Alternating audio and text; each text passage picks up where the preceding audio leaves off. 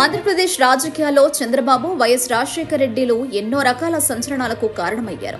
దశాబ్దాల పాటు ఏపీ రాజకీయాలను శాసించారు. రాజశేఖర రెడ్డి అకాల మరణంతో ఆయన కుమారుడు జగన్మోహన్ రెడ్డి రాజకీయాలు చేస్తున్నారు. అయితే రాజశేఖర రెడ్డికి చంద్రబాబు మంచి మిత్రుడని తెలుసు. అయితే వారి మధ్య ఉన్న సంబంధాన్ని చంద్రబాబు సైతం తరచూ చెబుతుంటారు.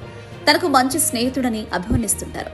అయితే వారి మధ్య స్నేహానికి మించి మంచి అవగాహన ఉండేదని తెలుస్తోంది. చంద్రబాబు వైవాహిక జీవితం, తెలుగుదేశం పార్టీలోకి ఎంట్రీ వెనుక రాజశేఖర రెడ్డి ఉన్నారని తాజాగా వెల్లడైంది. అదే ఇప్పుడు ఏపీలో ప్రధాన చర్చకు దారితీస్తోంది.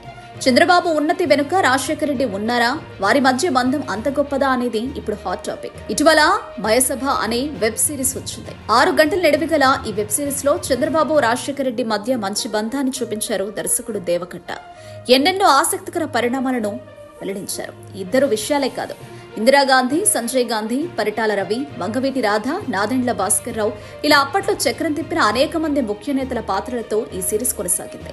అయితే చంద్రబాబుతో పాటు రాజశేఖర రెడ్డి పాత్రలను మాత్రం వాస్తవానికి దగ్గరగా చూపించారు. ఆదిలో ఇద్దరు మిత్రులు అన్న సంగతి అందరికీ తెలిసిన విషయమే.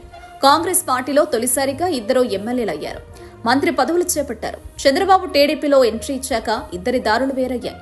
రాజకీయంగా విభేదించుకున్నారు. కానీ ఒకే పార్టీలో ఉన్న సమయంలో, వేరు పార్టీలో కొనసాగిన సమయంలో సైతం ఒకరినొకరు సహకరించుకున్నారని తాజాగా ఈ సిరీస్ లో వెల్లడించారు. అయితే కాంగ్రెస్ పార్టీలో ఉన్న చంద్రబాబును ఎన్టీఆర్ కుమార్తె భువనేశ్వరితో వివాహం జరిపించడం వెనుక రాజశేఖర రెడ్డి ఉన్నారని తెలుస్తోంది. అంతేకాకుండా 1983లో తెలుగుదేశం పార్టీ ఘన విజయం సాధించిన తర్వాత చంద్రబాబును టీడీపీలోకి పంపించింది రాజశేఖర రెడ్డి అని తాజాగా ఈ సిరీస్ లో వెల్లడించారు. నాడు చంద్రబాబు 1983 ఎన్నికల్లో కాంగ్రెస్ పార్టీ అభ్యర్థిగానే పోటీ చేశారు. టీడీపీ అభ్యర్థి చేతిలో ఓడిపోయారు. కొద్ది రోజులకే కాంగ్రెస్ పార్టీకి రాజీనామా చేసి టీడీపీలో చేరారు. 1985 ఎన్నికల్లో అవకాశం వచ్చినా పోటీ చేయలేదు. 1989 నుంచి ఇప్పటి వరకు ఎమ్మెల్యేగా గెలుస్తూ వచ్చారు. 1995లో తొలిసారి ముఖ్యమంత్రి అయ్యారు చంద్రబాబు. 1999లో రెండోసారి అధికారంలోకి వచ్చారు. 2004లో మాత్రం కాంగ్రెస్ పార్టీ గెలుపొందింది. రాజశేఖర రెడ్డి సీఎం అయ్యారు. 2010లో జరిగిన హెలికాప్టర్ ప్రమాదంలో రాజశేఖర రెడ్డి చనిపోయారు. అయితే వీరిద్దరి మధ్య స్నేహం చిరకాలం కొనసాగిందని, పరస్పరం రాజకీయంగా సహకరించుకున్నారని ఈ సిరీస్ లో తెలపడం మాత్రం విశేషం. రాజశేఖర రెడ్డి, చంద్రబాబుల మధ్య రాజకీయ విభేదాలు పతాక స్థాయిలో ఎప్పుడూ కనిపించేవి కావు. ఒకరిపై ఒకరు కేసులు పెట్టుకోవడం కూడా చాలా అరుదు. కక్ష సాధింపు చర్యలు కూడా లేవు.